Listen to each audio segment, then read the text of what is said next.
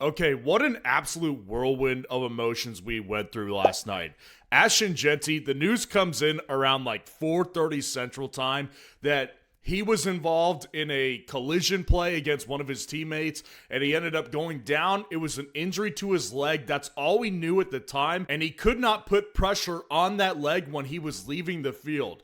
Then it comes out that the team, it actually stopped practice for them to have a moment of recognition and prayer, basically acknowledging that this injury could be very serious. So, of course, when we hear that and nothing else for the next 6 hours or so, we're all sitting here thinking worst case scenario. You know how your mind just kind of wanders a lot of times when you don't have the information. You sometimes just think of worst case scenario. And that's exactly what I think most of us were thinking throughout this entire Ashton Jeanty thing.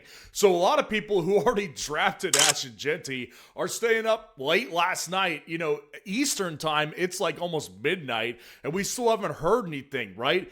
Then it finally comes out, Ashton Jeanty believed to just be a sprained ankle. The Raiders are not sure how long that he's going to be out for, but the fortunate reality is that this injury is not considered long-term. And while, yes, it is great that this injury is not a season-ending injury, I would imagine he's probably going to miss at least 2 games or so. Because keep in mind, we are coming up on about 2 weeks away from NFL kickoff this coming Wednesday. So we're very close to the season. I can't imagine this is just a simple 1 week take off and then he comes back to practice and immediately misses no time. So to me, this injury scare just really exposed just how fragile our first round running backs are in fantasy drafts this year. And if you do not have a plan B, you're playing Russian roulette with your entire fantasy season. So I'm going to go through exactly how I am adjusting my draft boards right now. And I want to first show you where Jeanty sat before the injury in my personal rankings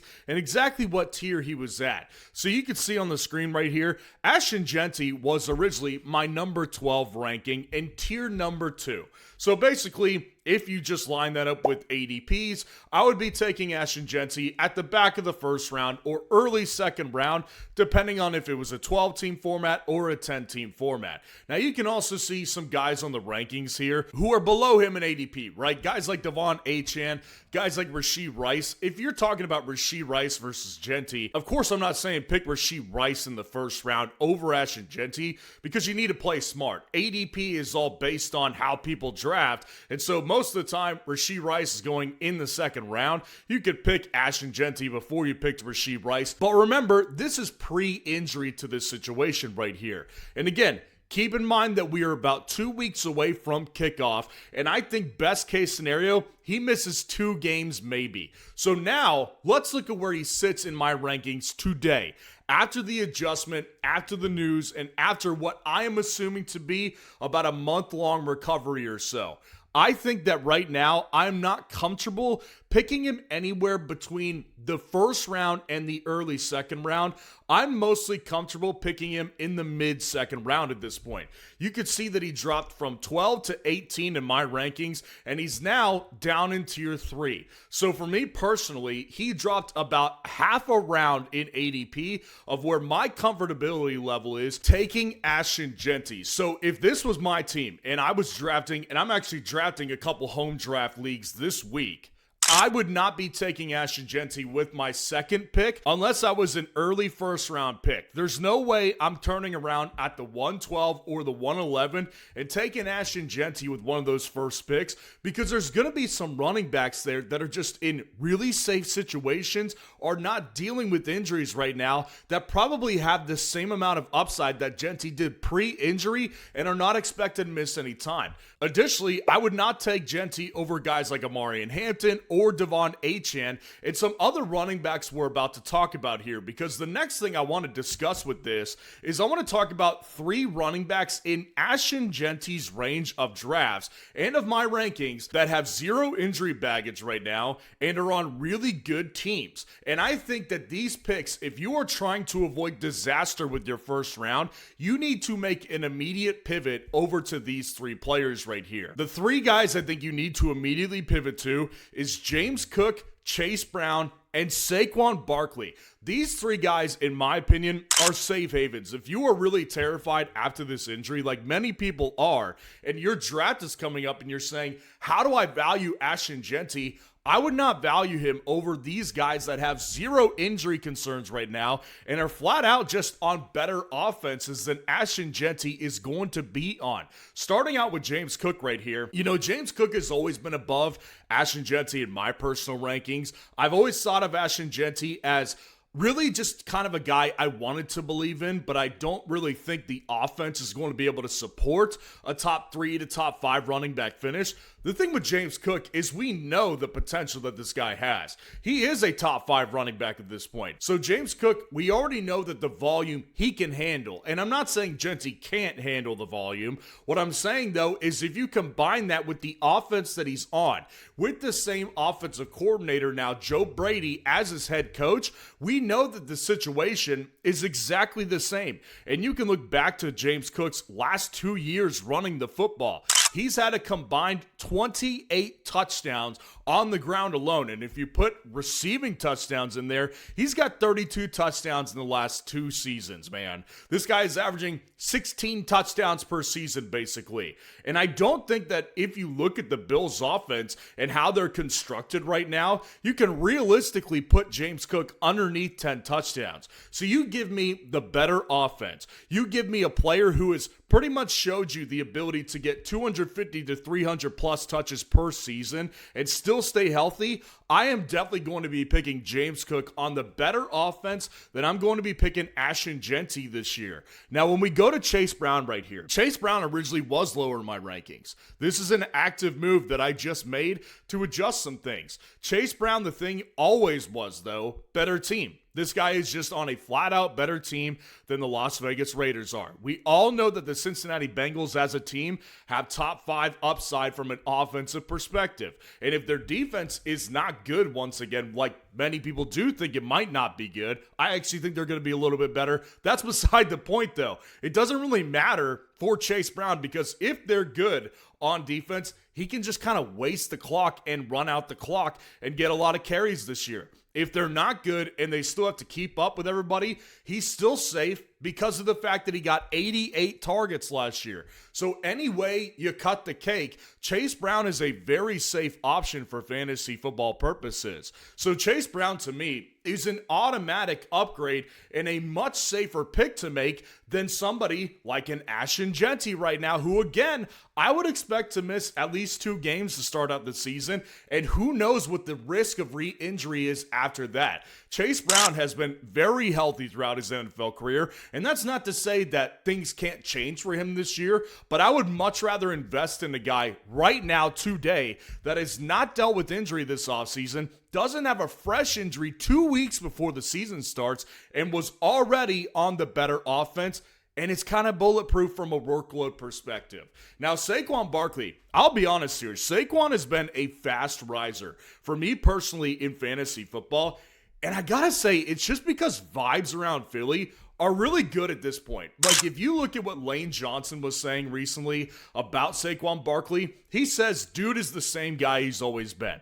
You can expect him to have a really big year. And ironically, Lane Johnson, when he went down last year, is when Saquon Barkley and the offensive line as a whole really struggled. You know, Saquon Barkley was one of the most hit running backs last year behind the line of scrimmage in the entire NFL season last year. I don't think that holds up for a second straight year when this offense has the number 2 ranked offensive line heading into 2026 with a healthy Lane Johnson. If this offense is healthy, and if their offensive line is healthy, what you saw from Saquon last year, while it was a major efficiency drop-off from the year before, I don't think that was all on Saquon, and I do think if you looked at Saquon on a play-by-play basis, the touches that he had would not indicate to me that he was not as good of a player. Like, he did not lose explosion to me. He was getting hit behind the line a lot. The offensive line just wasn't healthy enough. I don't think that Saquon Barkley is done yet. I do think Saquon actually could have a sneaky RB1 ceiling overall. I'm not joking when I say that. You give me a really good offensive line to run behind. You give me an upgrade probably at the offensive coordinator position. I do think that Saquon Barkley is not only a safer option at this point than Jeanty, but also a higher upside option than Ashton Jeanty is. Now, here's the thing about all these players we've just discussed. Everything is all fine and dandy right now. With Chase Brown, with Saquon Barkley, with James Cook, they're not dealing with injuries right now. But that does not mean that things cannot change. So the number one thing that you need to know, especially if you're new to fantasy football, is you need to get their handcuff backs. If you draft a Saquon, if you draft a Chase Brown, if you draft a James Cook, you need to be drafting their backup running backs to fulfill the production that will be lost if those guys miss time due to injury right here. Now, outside of targeting your handcuff backs that you draft, if you draft somebody like an Amari and Hampton, you make sure you get Keaton Mitchell. But outside of the obvious guys that you draft, I want to highlight 3 late-round handcuff running backs that particularly have top 12 upside if their starters were to go down. Again, outside and aside from you targeting your particular handcuffs, here is 3 late-round handcuff backs that have top 12 upside. Number 1, ironically, is Tank Bigsby in Philadelphia. I don't care if you target Saquon Barkley in your draft. Tank Bigsby is a great late-round pick to throw on your squad just as a bench player. If you have a deep enough bench and you don't have injuries at the moment, then I don't have a problem putting Tank Bigsby under your roof, because Tank Bigsby, again, like we highlighted, he would be running behind a top 2 offensive line in the NFL if Saquon were to go down. He would also handle a workhorse role because they don't really have a viable number 3 running back behind him. Tank Bigsby would get a ton of work behind an elite offensive line and possibly a really good offense as a whole in the NFL and fantasy football terms. I think Tank Bigsby would be a tremendous workhorse handcuff running back in the waiting were Saquon Barkley to go down. So again, regardless of if you have Saquon or not, I don't think having Tank Bigsby is a bad idea at the end of your draft either way. Number 2, either one of these San Francisco backs works. Jordan James, Kalen Black. The only say one or the other is, unfortunately, we don't have enough information on who the RB2 is right now. Now, ordinarily, I would have said Jordan James had he not missed like 3 weeks of practice. Kalen Black was getting plenty of work while Jordan James was down. So Kalen Black realistically could be the RB2. But the bottom line is this. Mike Shanahan loved it. Now Kyle Shanahan has always loved it as the coach of the 49ers. Loves a workhorse back, man. He struggles to use 2 running backs in an offense, and this is pre-Christian McCaffrey era. But especially with McCaffrey, he has used him ad nauseum, which in my opinion makes him a massive risk this year. And I've talked about Christian McCaffrey being a risk all offseason. These are 2 guys, Jordan James, Kalen Black. I targeted them in best ball leagues. Best ball leagues, you're trying to maximize upside. This is just me expressing a true fear that McCaffrey goes down this year, and one of these 2 guys definitely does have top 12 upside if that is the case. Now, the last running back here, he's a little bit earlier in drafts. He's sort of a mid to late round pick instead of a back of the draft pick. Kyle Monangai, though, if DeAndre Swift were to go down, has immediate top 5 upside. Not top 12. He's got top 5 upside. This is potentially a top 3 offense, and already Monangai will handle some sort of role in this offense because Ben Johnson does love 2 running backs. But the problem with Ben Johnson's philosophy of 2 running backs is that probably goes out the window if Swift goes down because he doesn't have another Swift on his roster. I don't think that you would see a 2 running back system if Swift were to go down to injury. I think it would be largely Kyle Monangai. So these are 3 running backs that are later enough in your drafts. It is not much skin off your back to get these guys as insurance policies, because essentially what you're going to be doing is you're drafting an early round running back with nuclear upside in those 3 guys we talked about, but it makes your team bulletproof when you go ahead and target their handcuffs and also one of these handcuffs that has top 12 upside. So you let me know how you're handling the Ashton Jeanty injury scare. I appreciate you hanging out with me today. Hopefully this video helped you out. And if you do want to see the top 30 wide receiver rankings for 2026, click on this video right here.